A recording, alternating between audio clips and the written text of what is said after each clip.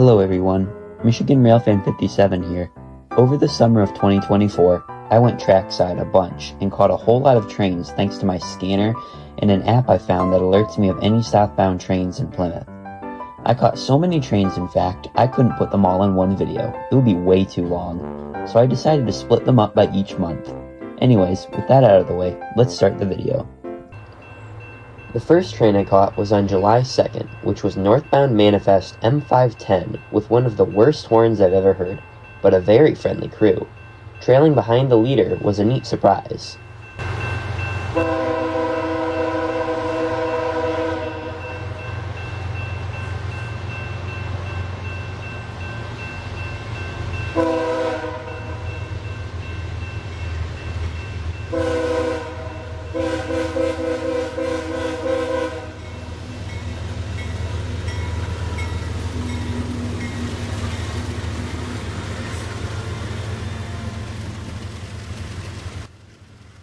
This was CSX 5500, the Spirit of Cincinnati. The only difference between it and a normal DC Gevo is the writing alongside the cab. While it's very basic, it provides a nice variety. These units seem to be disappearing too. M510 would slow down drastically and eventually stop beyond the crossing. I was curious as to why this happened until I noticed on the Plymouth Trains app that its southbound counterpart, M511, was coming. About a 15-minute wait later, it arrived. It had a pretty average lash-up, but the YN2 trailing was a nice touch.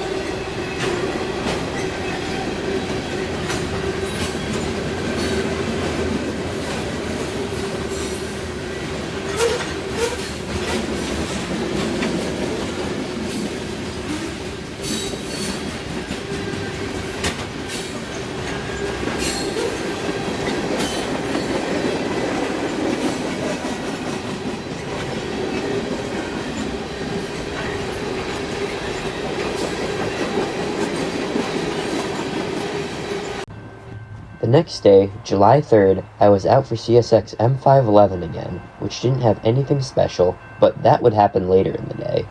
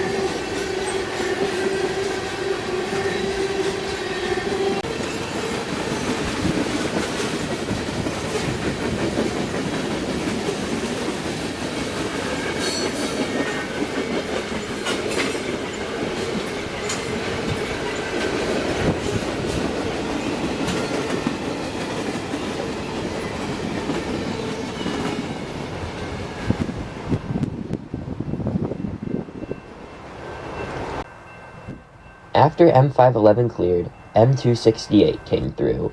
I didn't see the power on the camera, so I was hoping for something decent. And when I saw the high headlight in the distance and heard the wonderful horn, I knew I was in for a treat.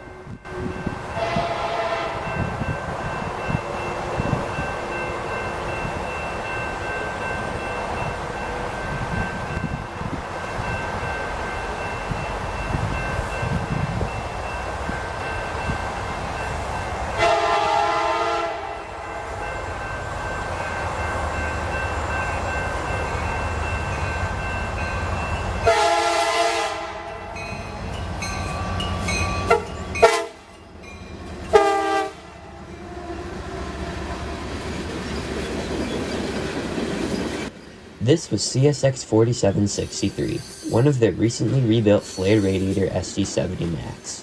While I know these units aren't technically rare, it seems like they rarely make their way up to Michigan. Plus, it was captured in perfect lighting. The only thing that was bad was that my white balance was messed up and the shot was a teeny bit crooked, but those are basically nitpicks. With CSX rebuilding their Macs now, I hope I can see a lot more of them, as these are probably my favorite mainline engines on CSX, along with the flat radiator variants.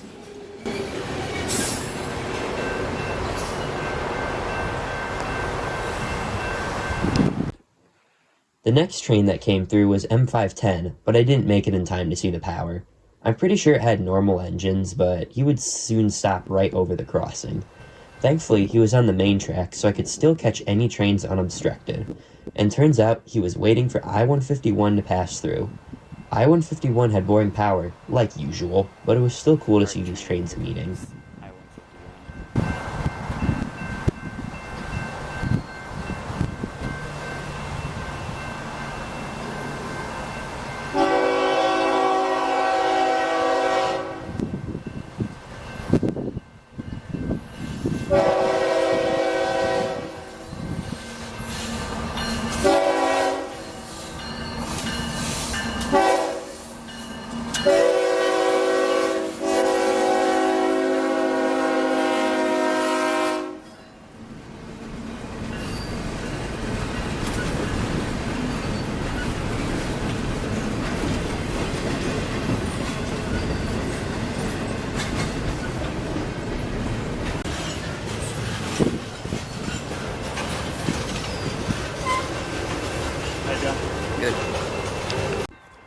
The next day, July 4th, Independence Day for Americans, I had wanted to go to Greenfield Village, but we had other plans for today.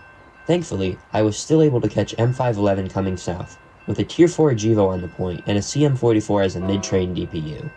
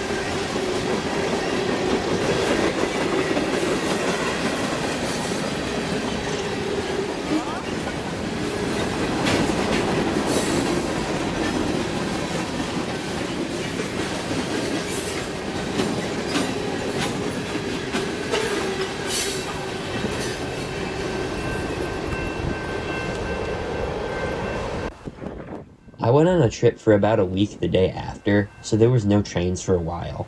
Once I got back, the first train I caught was I-151 again, with a Tier 4 GEVO leading.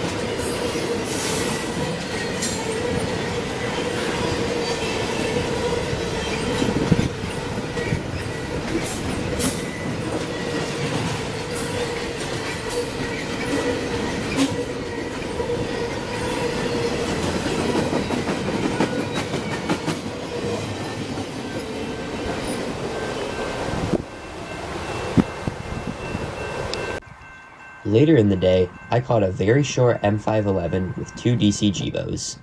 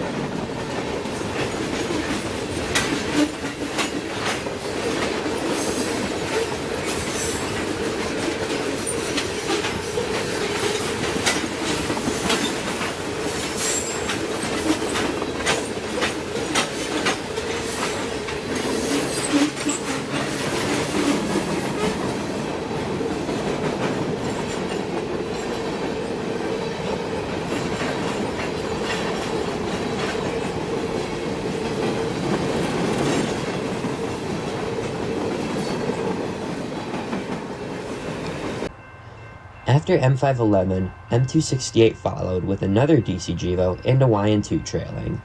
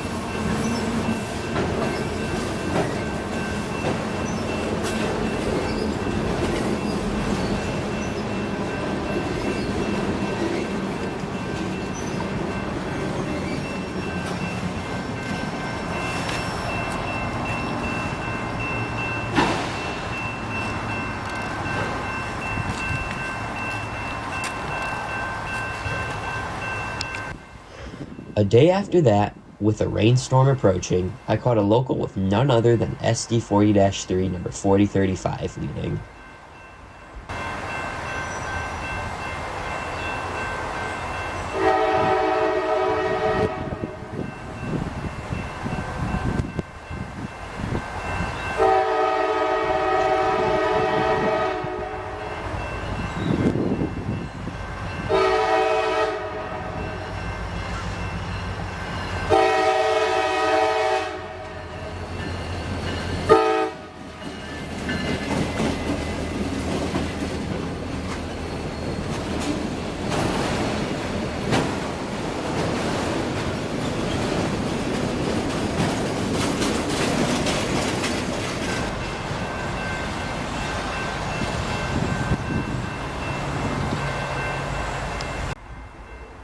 Shortly after he cleared, M268 came through again.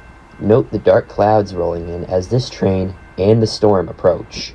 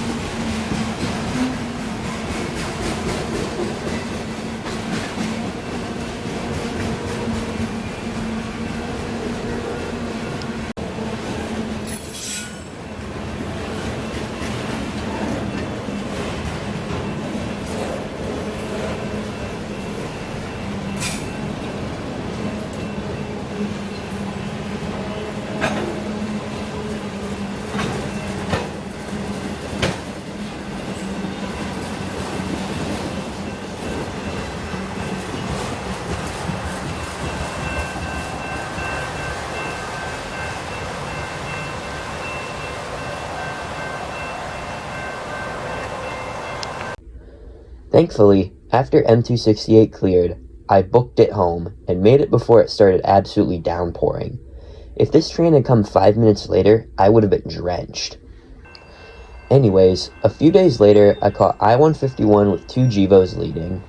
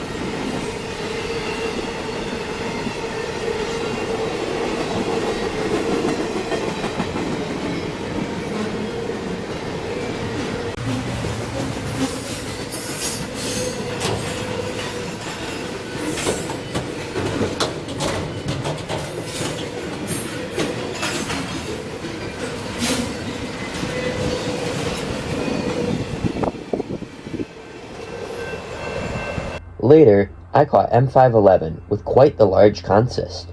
Most notably was 4035 tagging along trailing 4th.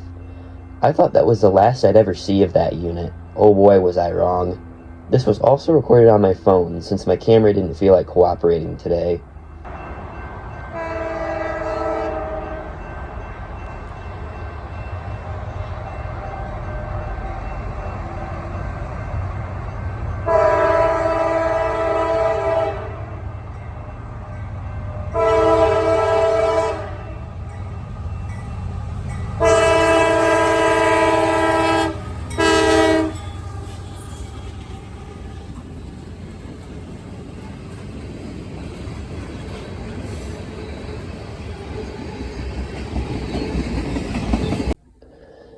Later in the day, I would make my way to Plymouth, Michigan to see if I could catch anything. Plymouth is home to the Plymouth Diamond, which is where the Saginaw sub crosses over the Detroit sub. After the Detroit sub crosses the Diamond, it turns into the Plymouth sub. Just north of the Diamond is North Yard, which is where most locals on the Saginaw sub originate from. Plymouth is known for having very slow trains, and the reason why is because of this very diamond.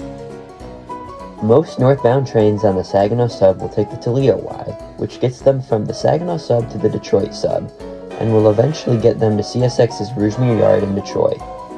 Trains coming out of Detroit will also take the Toledo Y to get to their destinations that are south of here.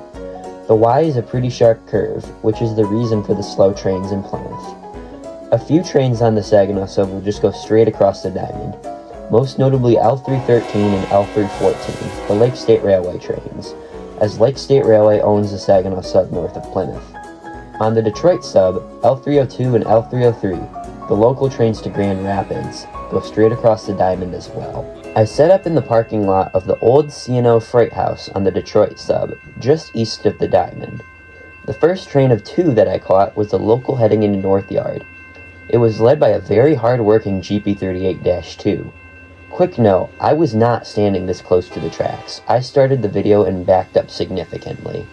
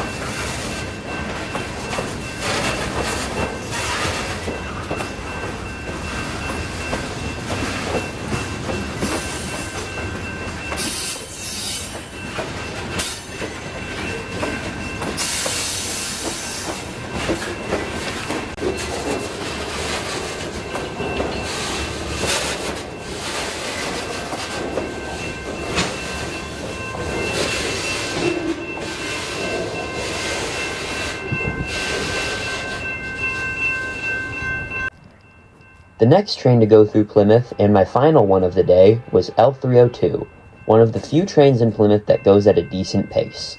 The train was led by two DC Gevos and had a pretty decent line of cars today. This would conclude my railfanning in Plymouth for the day.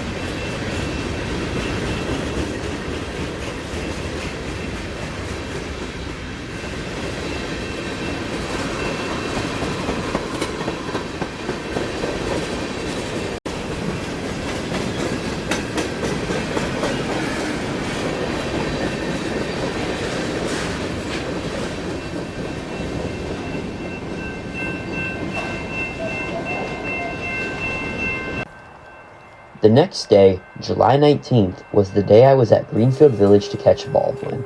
However, before we left, I caught M511 early in the morning with another great lash-up. A flared Mac rebuild was on the point, and a YN2 AC44 was trailing. A great way to start a great day.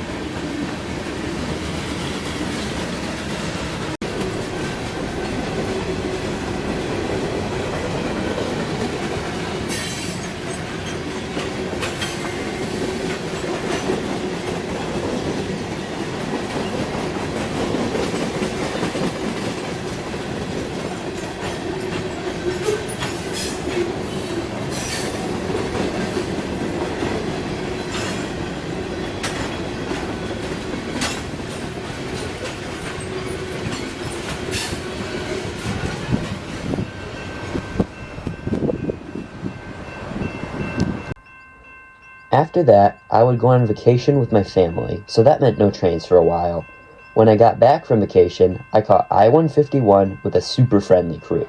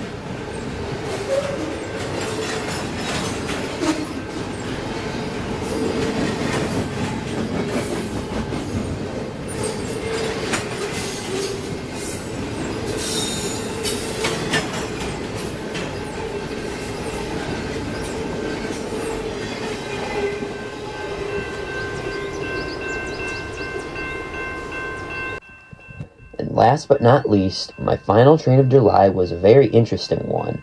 It was Autorack M268 with 3 engines on the point. Leading was a Tier 4 Gevo, trailing second was a flat radiator Mac rebuild, and third was a 5100 series AC-44, which are all slated for rebuilding. Quite the interesting lash-up.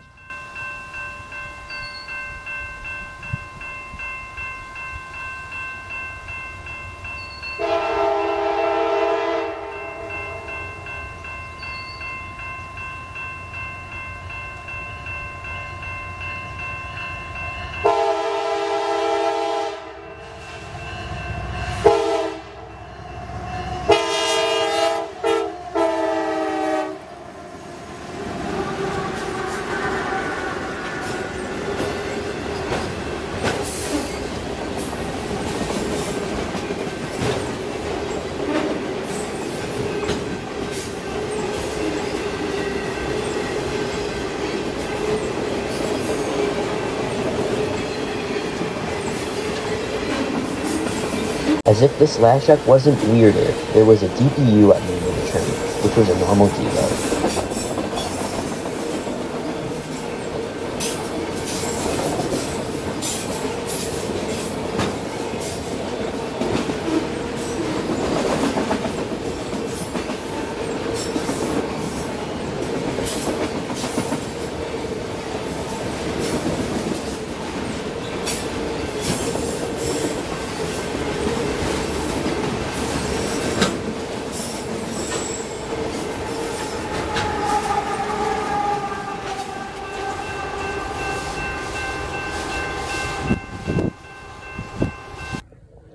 Overall, July was also another fun month. Even though there weren't any crazy trains like in June, it was still full of action. From catching flared Macs to Spirit units and an adventure to Plymouth, it was certainly a month to remember. Thank you all for watching. This is Michigan Railfan 57 signing off. Have a great day.